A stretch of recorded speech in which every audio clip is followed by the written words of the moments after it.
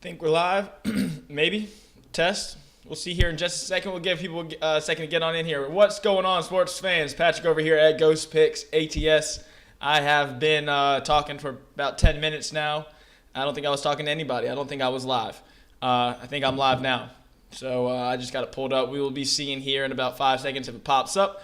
But if it does not, we'll, all right, we're live. We're good.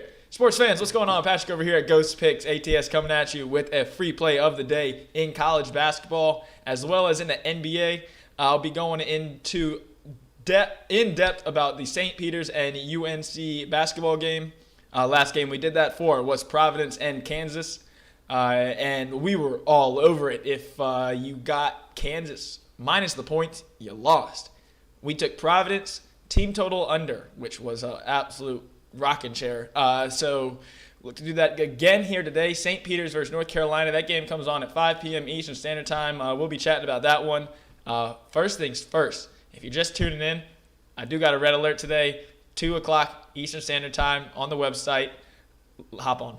And there's multiple ways you can get it. If you're interested to get on for the long haul, you can do the $300 all-inclusive basketball season that goes all the way through the NBA Finals. So that's like 75 days of plays there overall. But yeah, that's the big news. So excited. If you just get the Red Alert Solo, it's available for automatic download. You get the play right there as soon as you purchase it. Free play. Let's get on in. So recap, everything's been going pretty damn well.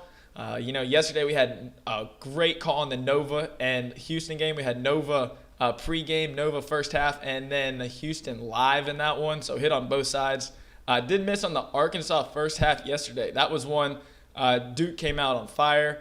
And Arkansas was scrapping with them the entire way in the first half. And then Jalen Williams, the key, he gets 2 fouls in the first half, and Duke goes on a 10-point run. That one hurt the soul. But all over it, the write-up was spot on and everything. So confidence is kicking. The write-ups have been pretty damn spot on for the most part across all Sweet 16, Elite 8 games. So look to keep that going, keep some confidence kicking. Shoo. With no further ado, I guess we'll kind of wait a little bit, try to get some people in here. Got 21, damn. All right, so I guess, we'll go right on into it. North Carolina, St. Peter's. For the people that are already in here, don't want to sit around and listen to a lot of talk, I will do NBA, my free play in the NBA later on. We'll be on the Hornets team total over. I will break that down later in the video, but it is the Elite 8, so we got priorities here. So Carolina, St. Peter's. Probably the most interesting game you could imagine in the Elite 8. You got an 8 seed playing a 15 seed. That 15 seed is my dog.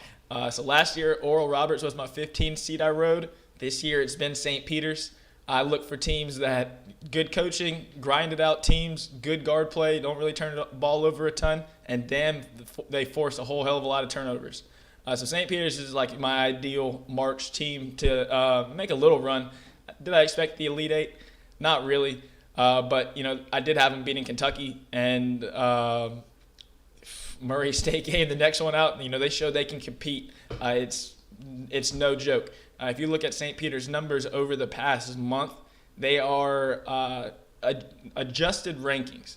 So when you see these lower tier schools winning, even though their record may be like 15-2, their adjusted rankings still have them down there, 60, 70 in the country, like nothing in the top. St. Peter's, on the other hand, St. Peter's has won in such impressive fashion, even at the end of the regular season and into the tournament. The games that they were winning, they were beating the brakes off teams. They were holding relatively good offensive teams for their conference to 40, 45 points, and beaten by 25. Any team, struggles. Not any team. But some teams struggle getting chemistry, building earlier in the year. And, St. Peter's lost, I think, was it 6 of their first 7 games?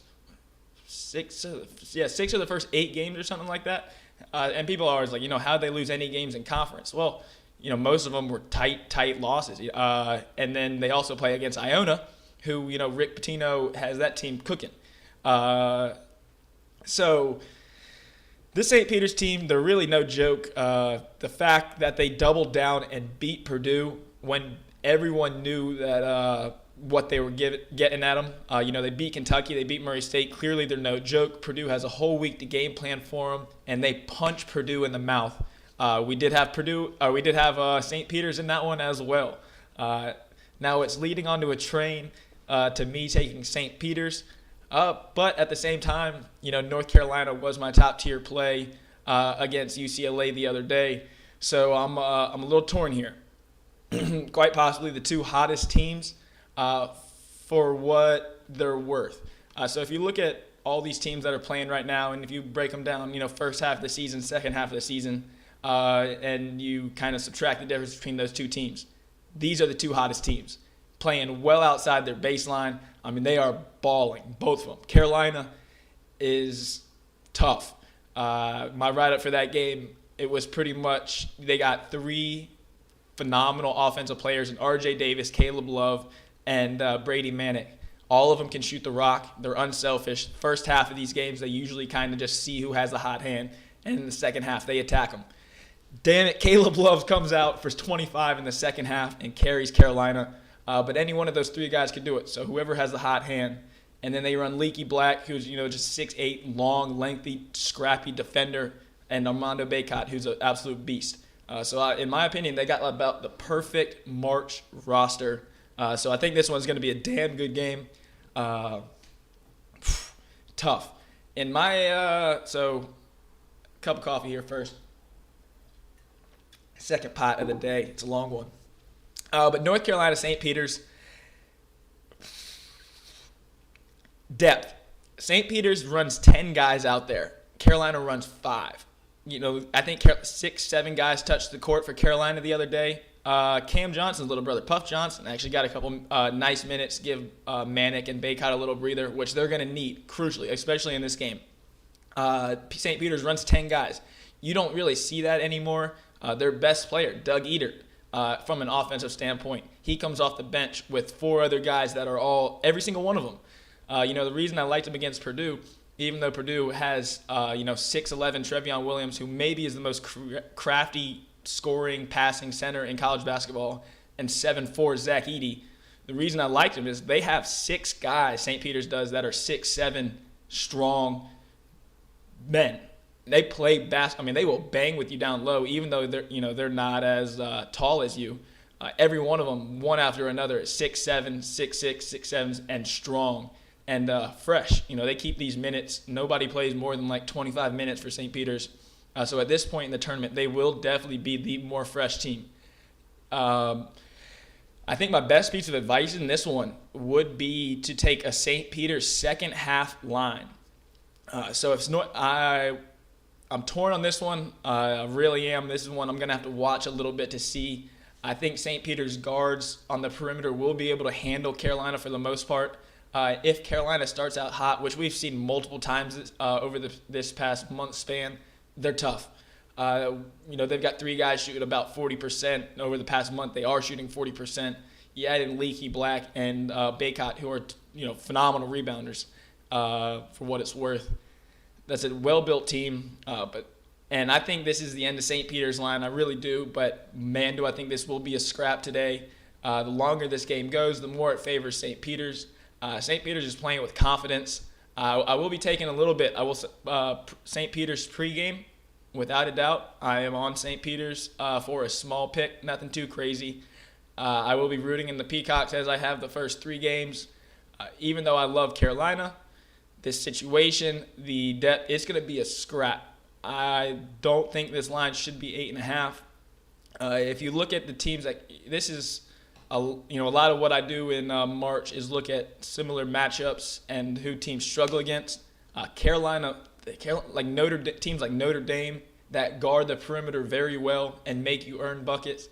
Even though Notre Dame doesn't turn you over a bunch, they guard the 3-point line very well. North Carolina struggled in that game. And once again, Notre Dame, discipline, box out, that kind of stuff. It's to be a damn good one today. North Carolina, St. Peter's. My official leans in this one, free play, will be St. Peter's plus the 8.5 for a small pick. And then I will be going with St. Peter's second half. I'll be looking to take them live if North Carolina gets up like 10 in the first half. 8 to 10, something in that range. St. Peter's has the bodies, they have the confidence, and they sure as hell don't have the quit in them. While North Carolina has shown they can beat the brakes off teams, I think there's a little bit on the horizon for them. Obviously, St. Peter's, they understand they're a big story, but North Carolina has Duke on deck. If this was a Sweet 16 matchup and they were playing 2 days later, I would pick St. Peter's money line. I think North Carolina will be looking ahead to Duke, but since they have a week in between these games, I'm not too worried about North Carolina. Look ahead spot. I think St. Peter's can actually just compete. If I run my models and whatever stats and everything, if I just run my projections for the past month, so since March or February 25th or whatever, this line for this game should be about 4 points, maybe even 3 points if you take in a couple other factors. And that is given how hot Carolina has been. So it shows that St. Peter's is no joke. And if you look at similar competitions, the only one is really Kentucky. St. Peter's beat Kentucky. Carolina lost by 30 in the regular season. Now, that's here nor there. You can't look at that directly. That doesn't really mean anything, in my opinion. But more so looking at the teams that Carolina struggled with, Notre Dame, a team like Miami. Miami, I think, is very eerie similar to this St. Peter's team in that they're smaller. They got, Miami runs 4 guards out there. St. Peter's essentially runs 4 guards out there. All of them play defense. They force turnovers. They get after you on the perimeter. Now that is, we will see. We will see. I'm rooting for the Peacocks today. I think that about does it there. Look for them live. That's about all I can say there. I will say, North Carolina, though. If North Carolina comes out and they're getting good shots and they're just not making them, and St. Peter's does jump them out of the gate. So if I have St. Peter's pregame plus 8.5. If they go ahead and grab like an 8-9 point lead early, which I could see happening. If Carolina's a team that lives and dies by the 3, not necessarily lives and dies, but they shoot a lot of them. And if you're able to clean up the rebounds and get off to a nice little early lead before those 3 start to fall, I will be looking for maybe a little buyback on Carolina minus 2.5 or something in that range. I would love to have that and just sweat out a nice little middle. NBA, let's see. I think that'll about do it for that game there. And if anybody wants to talk about any other NBA action tonight, obviously there's only 2 college games. One of them will not be talked about on here. Red alert play going off here at 2 p.m. We will be rooting them in. But North Carolina, St. Peter's, we like St. Peter's pregame. Look for some live lines in that one. Either way, I think both teams will fight, or St. Peter's in particular if they're down, and North Carolina if they are down early in the first half, 12-minute timeout. St. Peter's jumps them. That's when I buy back on Carolina. Shoo. All right. NBA, play of the day, Hornets at the Nets. Kyrie's return to Brooklyn. We are going with the Hornets team total over 116 points. I like the Hornets on the money line as well, plus 200. This is actually a huge game for the Hornets. So this is one of these games I don't like. Obviously, with the vaccine mandate and everything, like you can't really pick and choose. But this is not a game I would want Kyrie to be coming back. There's going to be a lot of media, a lot of everything going on, and Charlotte has to win. We're coming down to the final stretch of the playoffs here. And the Hornets are, right on that cusp of that play-in game. So Hornets want to win this game badly. So there's a little bit of distractions going on for a team that really, this is a huge game for the Hornets. And plus the 5.5 points, I like that. I really like them on the money line at plus 210. Even more so, I like them in the first half money line. But even more so, I like the Hornets team total over. I think they could put up 140 in this one, and they still might lose 147 to 140. So team total over is official free play in the NBA here tonight. Let's see. Worldwide hustle over here. Celtics Timberwolves. What's up, Jimbo? That's what I'm talking about. Let's see. So Celtics Timberwolves, that line it's a little bit sketchy. 6 points. The Timberwolves have been, according to, my numbers and everything for NBA, what I look at, the Timberwolves have been the best team since the turn of the break. Cat, what he's been doing has been insane. Anthony Edwards, And, they're kind of one of those regular season teams. I don't know if they're quite built for the playoffs yet. They're young, but, man, they are fun. They score, and when they get hot, they get hot. No team has been better on defense than the Celtics. Celtics at home, been very tough. So let me see what we got here, pull up a couple numbers on that game and see if we can't find any leans. I like the Timberwolves out of the gate. I think that 6 points to keep it tight in that one.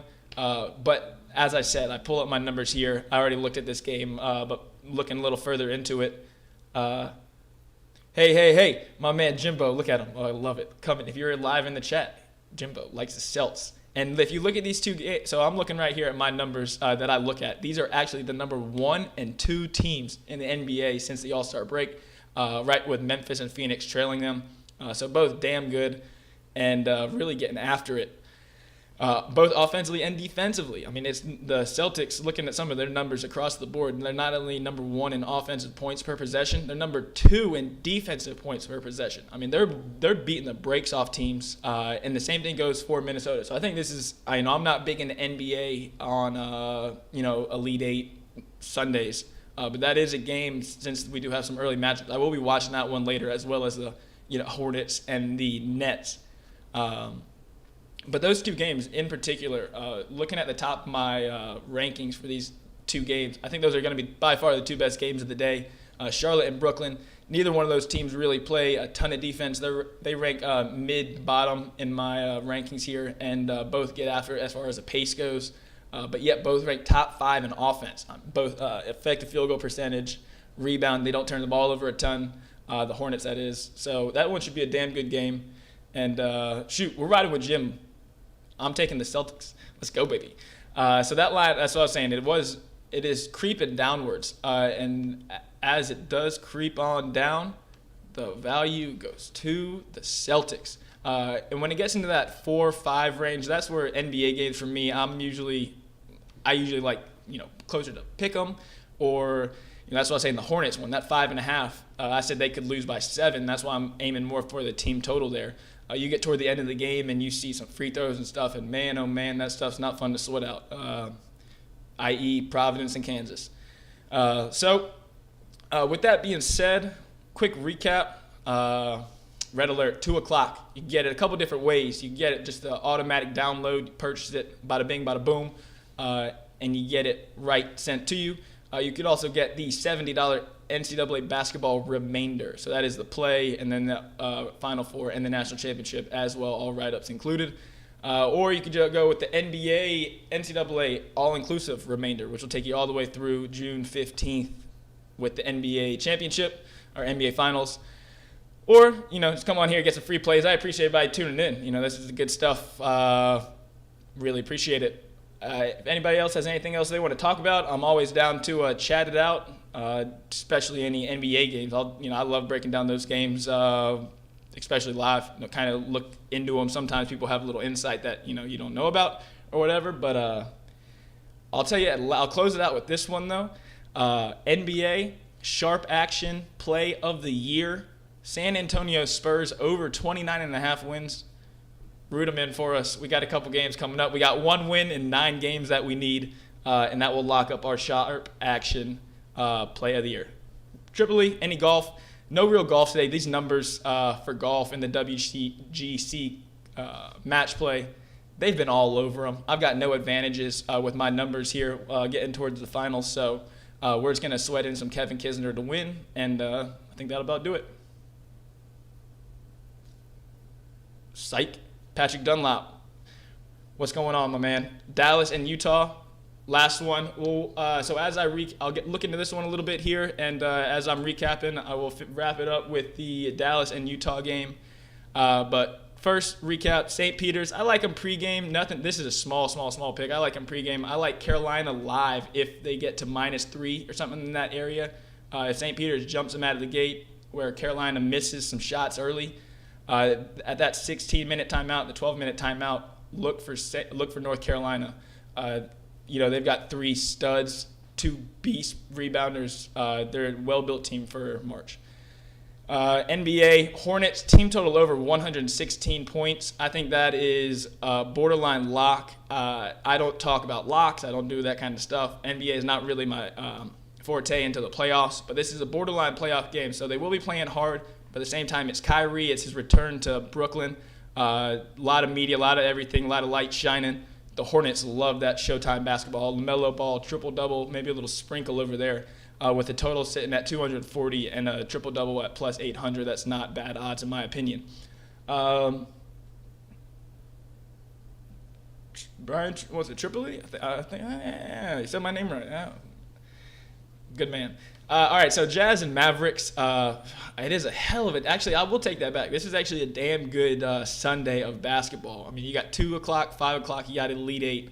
And then Wolves Celtics at 6 o'clock. That's the cream of the crop as far as the NBA goes. And then you got some playoff games, Sixers and the Suns, Lakers and the Pelicans battling for the 10 seed out west, and the Hornets and the Nets battling. And then you got the Jazz and Mavs. So great night of basketball as a whole. But Jazz Mavs, looking into that one, I don't really look at numbers when I look at the Mavericks. That's one of the only teams that, for me, that's a field team. I look at their matchups, I look at who they play, and I look at how the other team is going to defend them. So Luka Doncic is probably the best.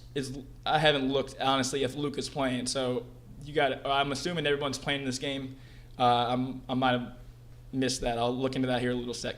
But when Luka plays against drop coverage, which is what the Jazz run on defense.